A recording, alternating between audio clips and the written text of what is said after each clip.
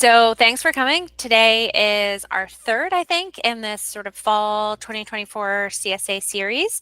Today we're going to be talking about building a CSA share. All right, so our agenda for today, we're going to do a quick introduction. I'm going to introduce myself and Grown By. We're going to talk about share contents a little bit. We're going to talk about frequency, size of share, number of weeks. We'll talk a little bit about customization and to box or not to box, a hot topic of to box or not to box. And we'll talk a little bit about surveys. You can please remain on mute if you're not asking a question because that just makes for more background noise. But come off of mute if you want to ask a question, or you can use the chat function. I should set up closed captioning on this. There is closed captioning available down at the bottom. So if you need to do that, or if that's just a way you enjoy watching things. And we're also recording this and posting it on our Facebook page, or not Facebook page, on our YouTube page, so that folks who aren't here with us today can get this content. So a quick background on who we are at Grown By. Grown By is the product of Farm Generations. Farm Generations is a cooperative. It's a multi-stakeholder agricultural cooperative. So we started as a farm cooperative, but now as employees, we can be members. And we empower local farmers with technology, right? So Grown By is the platform that we've created. I'm actually not talking about Grown By a lot today, but Grown By is a sales platform so that farmers can sell their goods, all kinds of different farm products through CSA and through all kinds of other methods. And we just this week rolled out a wholesale model, or like the beginnings, the beta version of some wholesale work, so that we have lots of different kinds of farmers using us. The scope of this project is about CSA, and it was even more specifically about oops, hold on, let me just admit someone. I think I did that okay, hopefully. Sorry. The scope of this project is about CSA, and this is a little bit in part because, so as a cooperative, we are not funded by like venture capital money, and in part that means that we have gotten a lot of really awesome grants from the USDA, and this grant, the grant that funded this project, it was a USDA Farmers Market Promotion Program. And that had a number of different arms. It was really looking at CSA in New York City. And so from that, we have some webinars and we had some in-person workshops about CSA and the distinctive New York City CSA model. And that we talked about best practices. Those were led by farmers. There was a corresponding handbook, which is not necessarily CSA specific, or not necessarily New York City specific. It is very focused on CSA, and some of the content from today comes from that. And then we also did a survey report about New York City CSAs, and we had some features that kind of came out of the work that we did to make Grown By work really well for other kinds of CSAs, like CSAs in New York City and outside of New York City, different kinds of sign-in sheets. It was some great features. And so I will also back up one more step to say I'm Kara. I work on sales and support at Grown By, and I also was a farmer for about a decade on diversified mid-scale CSA farms. My partner and I ran a farm in upstate New York and marketed CSA through that. I also previously worked for Just Food, so I've like started CSAs in different kinds of contexts. I worked with different kinds of memberships, and so I have some background on this and some passion also that I'm excited to share. So what's in a share? Part of the reason that we're talking about this today is I think that for farms, especially farms who are newish to CSA, this topic can be a little bit scary. So sorry, Rye, we're going to be more focused on vegetables today than in a number of the other sessions in this series, but we're going to talk about lots of different stuff, but focused on vegetable shares. They change through the course of the season, obviously, right? What you offer in June is not what you're offering in October. Also, the size of the share can really vary, although hopefully not too much. so that there is, more bounty in the middle of the season as you'd expect.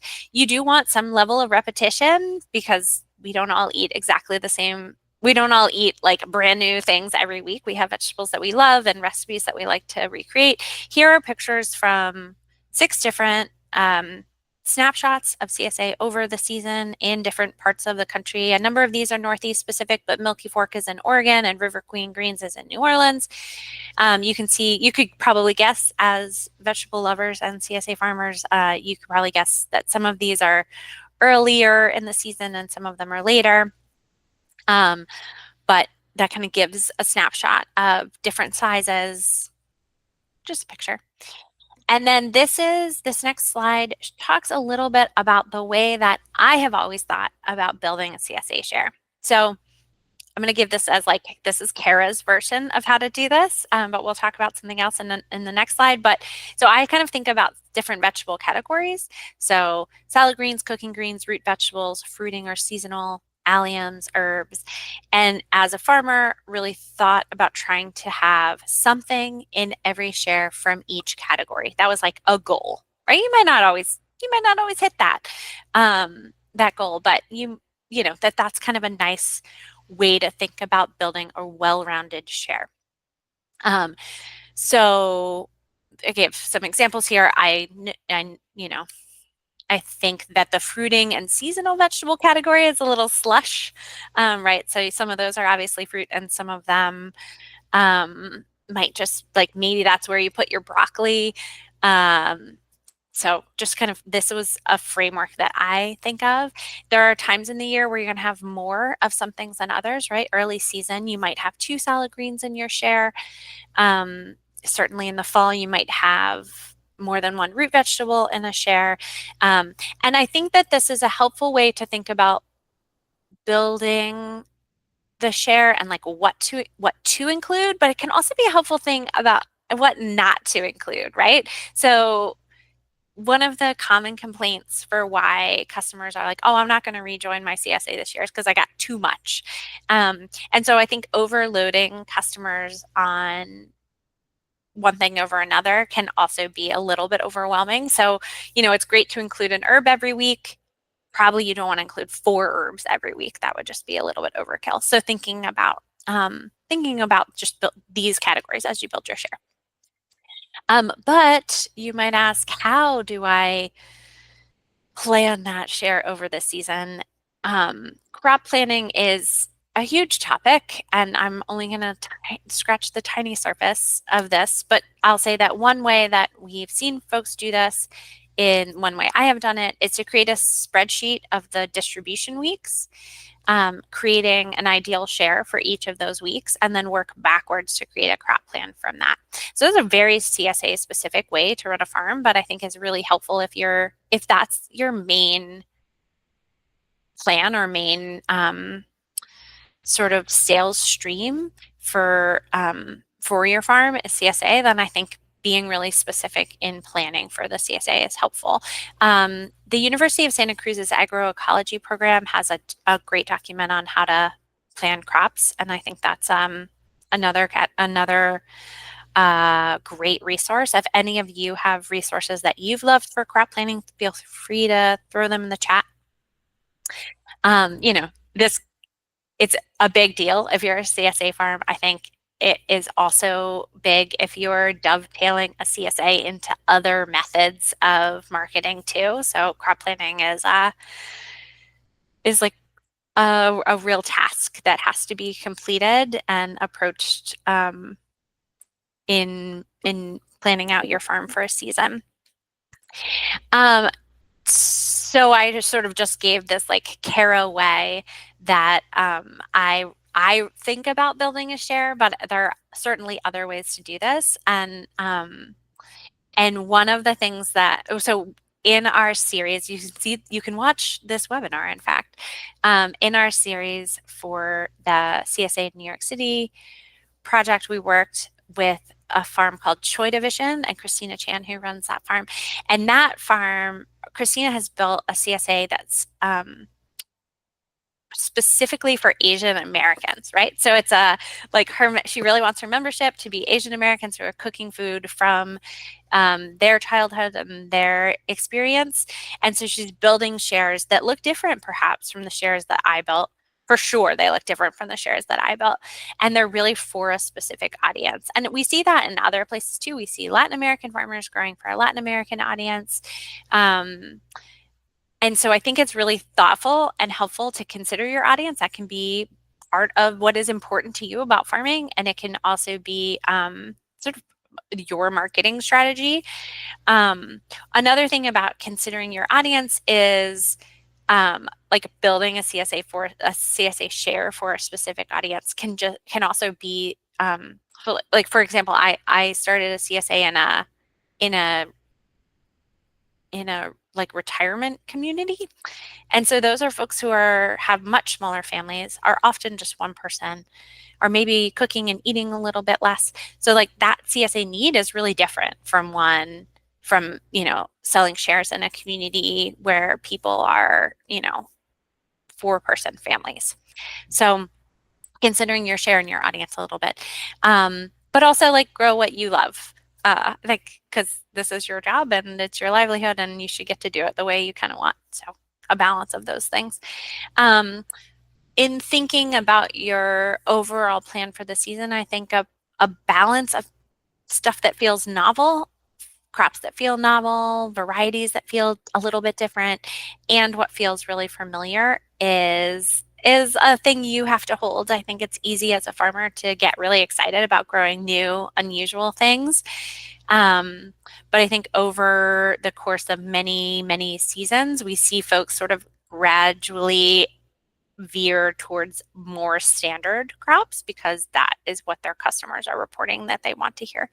But I will repeat that CSA is this awesome opportunity to build community with your members, right? So if you talk to a farm who's had 15 or 20 years of CSA farming, like they have members that have been members of that farm for 15 or 20 years, like those people can help really build and shape what they want to see in their share through surveys, which we'll talk about later. So getting a little bit into the nitty gritty of this. Anybody questions before we move into the nitty gritty part? One of the ways to think about your shares is about frequency. So I'm going to kind of break this down into different ways that you might consider your share. And frequency is one that comes up often. So weekly is the most common frequency, especially for produce shares. When folks have only one frequency, that's maybe how frequently they distribute, just once a week, every week for a distribution period. We also see folks offering biweekly. So that can either be managed by the farm. So farm could say, we offer shares every other week. You can sign up for an even week or an odd week. It can also be managed by members themselves. So if I were a member of a farm and I, for some reason, thought that I wouldn't eat an entire share in a week, I might find Maggie, who lives down the street from me, and we might alternate weeks. So that would be a way of managing that.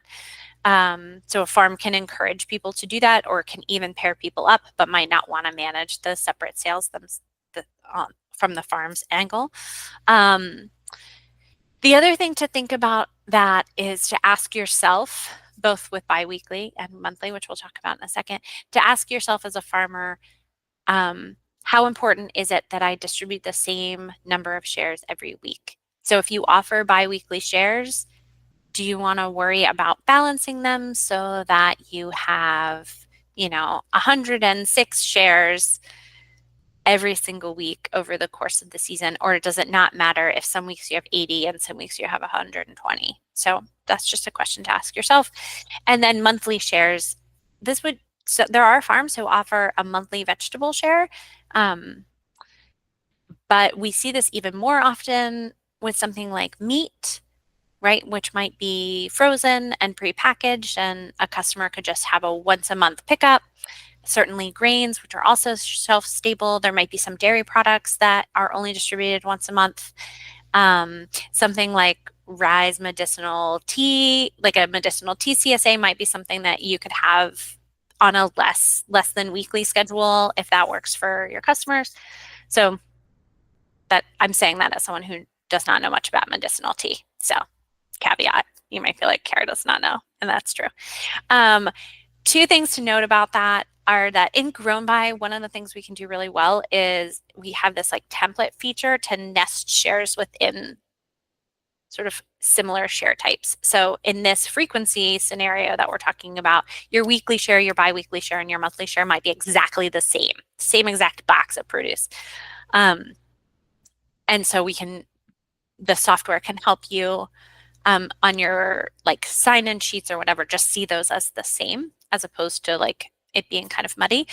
And then one of the other things to think about if you're offering biweekly shares is your alternation of crops. So as a farmer, I had a weekly share and then I sort of alternated every other week carrots. That was like my route every other week, which is fine. And then on the odd weeks, maybe someone had beets or radishes or turnips or whatever. But if you were a biweekly member and you were an even week person, you only ever really would have gotten carrots. I mean, we would have managed it differently if we were offering biweekly shares, but it's just something to think about and the way that you pre-plan your shares if you're offering biweekly to make sure that your customers have the same variety no matter what frequency they go for. And then share sizes. So this is another option that some farms offer. Some farms also only offer one share size. That is fine. For farms that do, they might offer small, medium, or large, or maybe just two. They might name them in different ways, like a family size share, or a mini share, a vegetarian share. I wouldn't recommend that. I don't really know.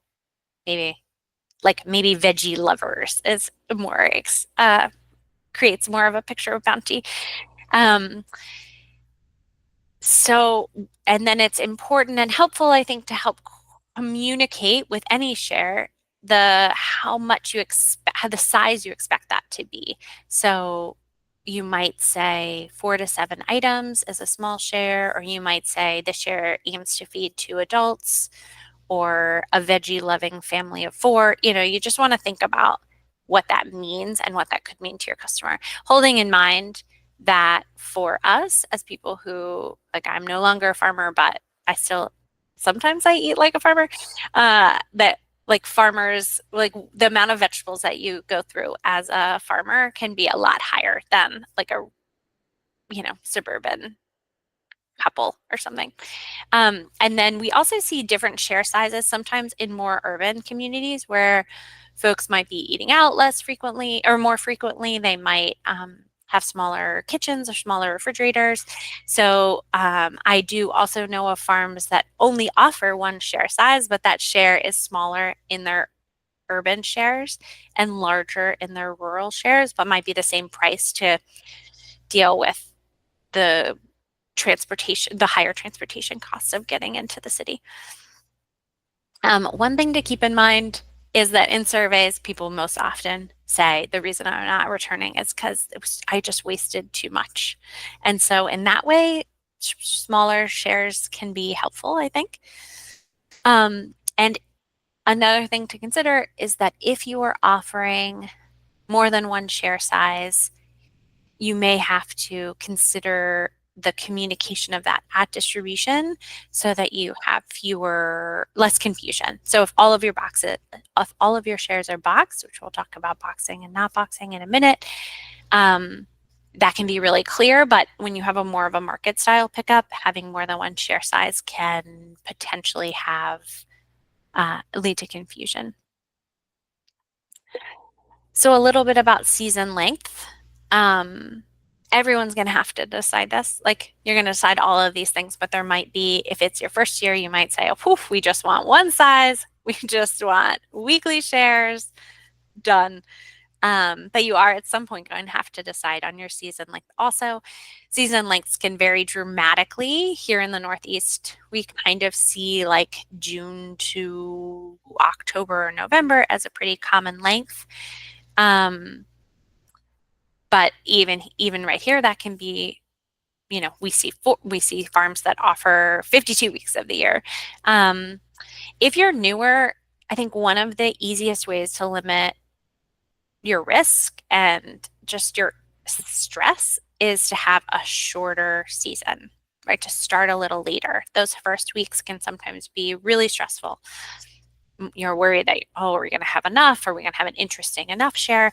And so it may be most helpful in your first year or two to just start a little bit later and have fewer weeks.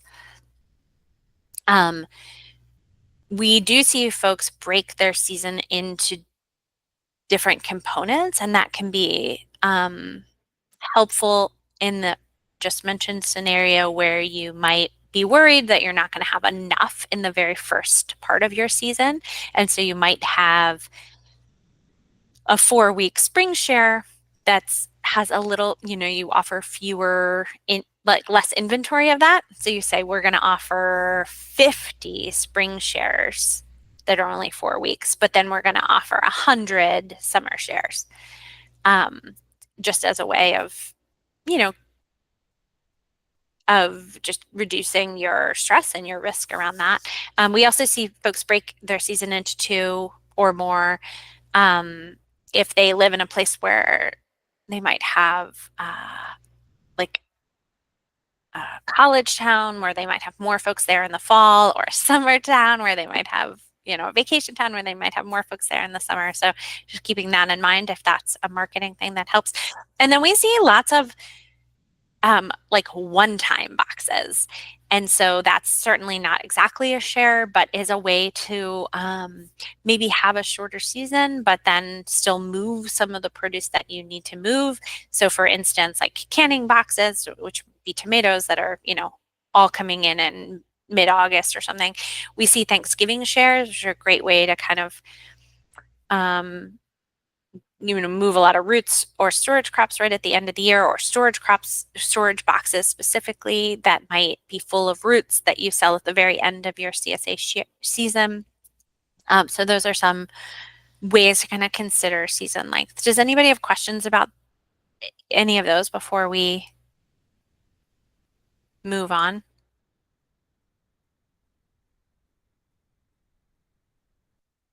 Okay. So like once you have sort of thought through those, we had a whole presentation at the beginning of this series on strategies for building shares, and some of this today kind of overlaps with some of that. But we talked in there a little bit about different kinds of customization. So I'll say that all of us love some level of customization, right? This, from a customer standpoint, it's great to feel kind of in control of what you're getting. Even in a very traditional style CSA with like, a weekly share that is the same size, whatever, you can still build in some level of customization, like vacation weeks where customers can take a week off and not worry that they missed anything. You can have swap boxes at site so that, if they're picking up beets, or they're picking up their share and they don't really love beets, they can put their beets in the box and take an extra fennel, something like that. Customization can also mean so many things. We get lots of questions at Grown by, like, do you do customized CSA? And I think like that could mean like, how long is a piece of string? That could mean anything.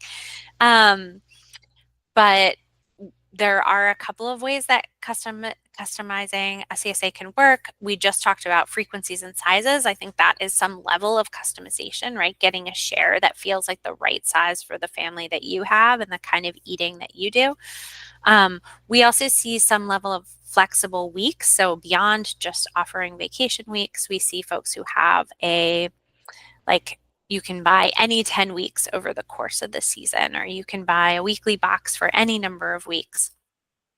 We see spend on CSAs, which are much more customized, right? Where you just have farm credit, and as a customer, you make you order for a week, you make an order, and that deducts from your farm credit. And we see free choice CSAs in some places also, where you can kind of choose whatever you want from a table, build your own share that way. And then we see customizable boxes, which I will say is a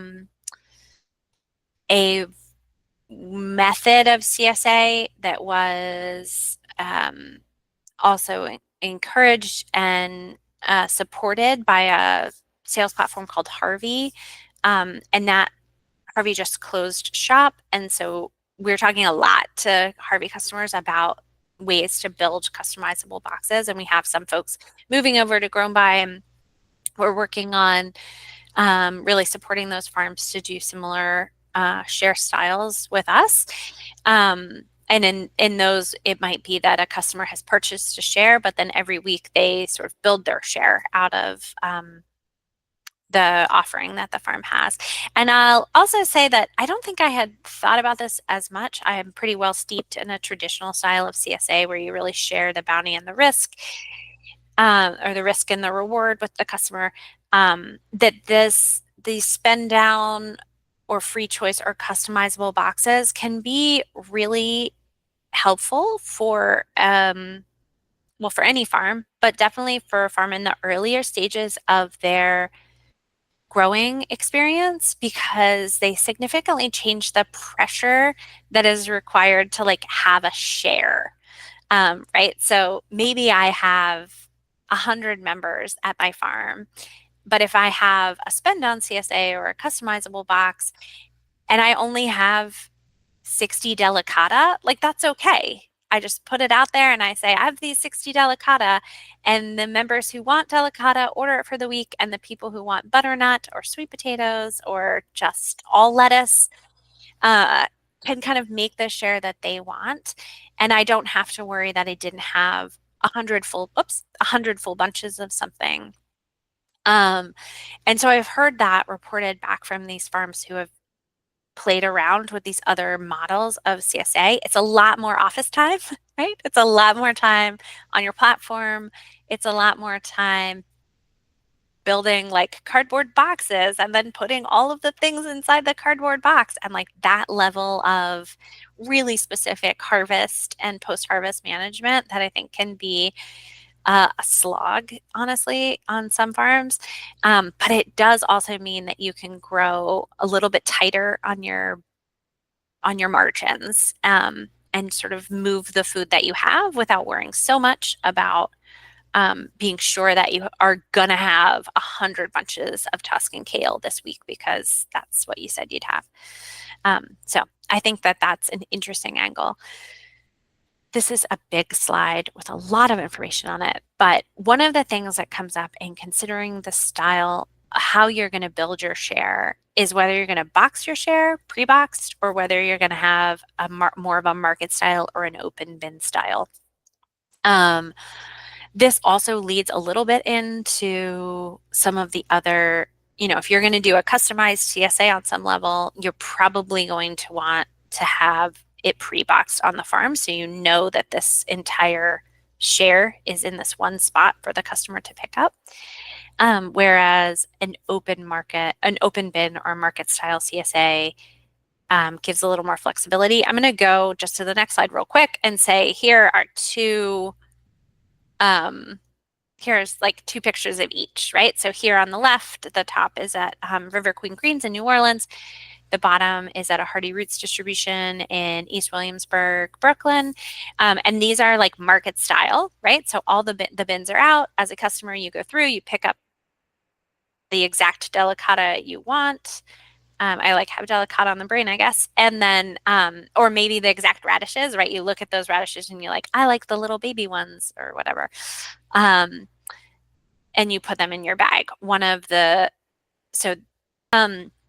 You'll see in that bottom slide from the Hardy Roots distribution, they have little chalkboards to show how many of each thing from that share you might be asked to take. And you can see also that there's a scale out in the top one, so the member could weigh their sweet potatoes and decide how many they wanted. On the other hand, on the other side, that top slide is from Rocksteady Farm. You can see them boxing their shares on farm. And then in the lower one, I think this is a Park Slope CSA, and this is I believe this is from Windflower Farm, Ted Blomgren's farm. But I think this was during COVID that they were boxing shares. They've probably gone back to market style. So again, you can see that it takes some effort on farm. But then at the distribution, you go and you can pick up and you have a box. It might be labeled even with the customer's name on it or not. So some of the pros of that pre-boxed style is that the pickup can move very quickly. That could be a pro and a con, right? Because also maybe there's like less community building at the site, but it can just move very quickly. That also means there's like maybe absolutely no storage space even needed at the site, or maybe just storage space for a clipboard. And so you can more easily have a distribution location in a bar or a restaurant or a coffee shop or a member's home.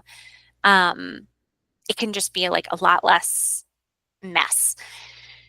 It's also less likely in that pre-box style that a member will take a box in error. Even if the box doesn't have their name on it, like you just take one box. It's harder to mess that up. Some of the cons is that it's very labor intensive for the farm. People get better at boxing quickly, at setting up systems on farm for, using lean farm strategies to move quickly through a boxing afternoon, but it can still take quite a bit of time. The boxes cost money, and then those cardboard boxes get thrown away. You can reuse them. From a food safety standpoint, there are some specific rules around that, but aside from that, like you can still reuse them, but they're a cost that is harder to recoup. And then there's no choice for the member, right? You don't get to say, oh, I love little tiny baby radishes, or, oh, I really want very big sweet potatoes, or whatever. With the open bin or market style CSA style, well, I said it a lot, there's less labor on the farm because everything just gets packed into a box. And even as we saw in the slide with the scale in it, it might even mean you don't even have to weigh stuff. You just say, take about 2 pounds of sweet potatoes. You're not bagging anything. You may not be bagging as much, weighing as much, any of that. So there's less potential waste. There's less potential waste in lots of ways, right?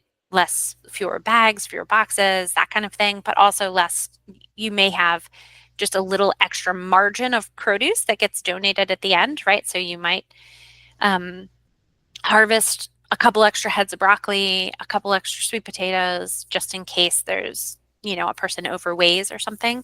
And that can get donated. So in that way, there's some labor involved in that, I guess. You can also have swap boxes more easily with the market style. You can have just a box out with a couple of extra things in it, and customers can swap in or out. Again, customers can choose the exact item that they want. You save money on boxes. The cons are that when you have to have reusable bins, as we saw in those pictures. They're expensive. But they also last. You also have to wash them and store them. You might have to store them at distribution. There does tend to have to be some level of management at distribution, so restocking the things that were in boxes. Also, members are maybe more likely to make mistakes, to overweigh, or maybe the sign says take 2 peppers and the member takes 3 peppers. But in that scenario, it's less likely to be a very dramatic mistake where someone doesn't get their share or something. Does that feel better? Does that feel like all the questions answered? I'm going to move on to pre and post surveys. So that's kind of the bulk of stuff, but to wrap up and talk a little bit about surveys, I think this is kind of key to thinking about building a share and building good shares season to season to season. So you can do a pre-season survey, right? When folks order or sign up for their share, you can do a survey to say, like, what vegetables, whoops, I hit my microphone. What vegetables do you love? What vegetables do you hate? How do you cook? How many members are in your family? Those kinds of questions that might be helpful for you to know as you build shares. Or maybe not. Like maybe at the point when you're doing signups, you already have made your crop plan, and so it would be useless data. But and then we really recommend post-season surveys. And I think Katie just got off this call, but CSA Innovations Network has pushed a bunch of sample surveys for this time of year, and we have a whole other workshop on December 4th about surveys and evaluation techniques.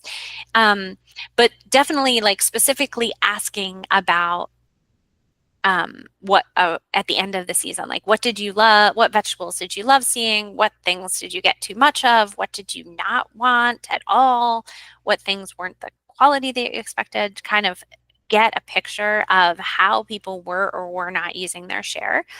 You can ask about the size of the share, whether you offer multiple sizes or just one. Was this too much for you? Was this too little? Was it the same throughout the season? And then you're going to want to ask questions about the ease of pickup. You might want to ask questions about packaging, about the length of the season. If you did any sort of additional, like a Thanksgiving box or something, you can ask questions about those. And I think over time, you can really use these to shape the needs of those customers specifically. And I mentioned earlier on that we see farms over decades really shift to more like standard crops. And I think that's kind of I know that that is based on member feedback. It's people saying like, we really love getting broccoli and green beans and tomatoes and cucumbers. And like, it's exciting that you offered this one unusual thing. I'm like blanking on an unusual crop right now. It's exciting that you offered us these long white eggplants, but actually what our family eats when we eat eggplant is like, whatever, eggplant parm or grilled eggplant or something. So we like the big, regular, honking, Italian looking ones. So anyway, I think that can be really helpful. Thank you, Holly. Fennel, kohlrabi, Jerusalem, artichokes are all banished from your CSA. I will say that we have done this as former farmers. We've done this with our home garden over time, and fennel is the thing I plant like 6 successions of in my home garden, and all my friends are like, so weird. So I would sway you as a customer. I would be like, I want more fennel. Yeah, celery and cauliflower, too hard to grow. But you might have members who are like really excited about that, and so you work really hard to get like the one really good cauliflower week of the year. So those kinds of things, yes, that's the kind of feedback you get from your customers that can help you plan for the season that you want to have next year. And to answer some of these questions year to year to year. Holly, do you want to say anything about the way you've built shares or how you've adapted what customers have said to build a share that they like? We did. I'm not coming on camera; it's too complicated. We did a single share in our first season last year, just because we weren't sure what was going to work or what to do. So we just kind of put a one thing, and then we did do a survey, which was very complicated, and it wasn't the right tool, and everything costs money. But so that's a separate issue. But and the feedback we got was just too much. Mostly. So, and we have a lot of older customers, an older couple, and they're not going to be cooking 9 vegetables in a week and, 2 greens. So they just were like needed. So we did a half share and a whole share. And we tried to sort of tailor it to what we knew our customers would prefer, like definitely no kale in the half share. Somebody who doesn't eat a lot of vegetables or cook a lot of vegetables is not going to want kale. So we did that, and it seemed to work. So we did a full and a half, and same number of weeks, and we just would sort of pick and choose. And then we sell at pickup. We sell veg that aren't either we didn't have enough of to fill every box, or to things we had extra of or that were coming in early and weren't in the share yet. So people could purchase some peppers if they didn't get any in the half share or whatever. So that seemed to work. Mm-hmm. Or if that were just a crop that their family loves to eat. Yeah. And your distribution is mostly happening on farm? Only on farm. Yeah. We don't have, yeah. That's great. That's like makes it so that you can have all that stuff right there and people can exactly. And really just take it out of the cool bot and put it on a table, right at the pickup location. So not a lot of shrink and just loading and unloading and misery and all that. But we were very small. Last season we were 25 shares, and this year we went up to 40 shares. So still a lot for a very small farm. Yeah, but great. Thank you for that. Mm-hmm. Please join us for any of the future workshops. Oh, and I will put a link to that in the chat too. So here in the chat, I'm going to put a few links. One is for um, one is for just my email address. One is for the guide, the sort of PDF of the CSA guide for farmers, and that has some of this information, although we dove a little deeper today. That Medium post is where you can see all the other future webinars, and the fourth one is just to sign up on my schedule for time to talk to me if you have any specific questions you want to hash out, or if you want to get started on Grown By. Do I have the CSA Innovation Survey handy? Oh, yeah, let's see. I will send it out. Let me send that out in the follow-up email. If I would love to do that, it's a great suggestion. Yeah, and also our guidebook, the guidebook that we wrote that is about CSA has a section all about surveys too. But I will share that information and in an email.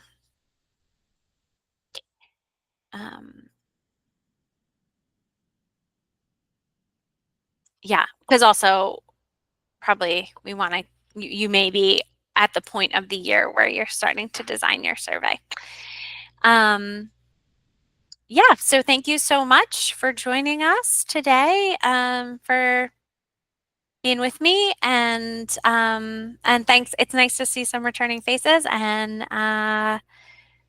yeah, I hope to see you next week. Thank you, everyone.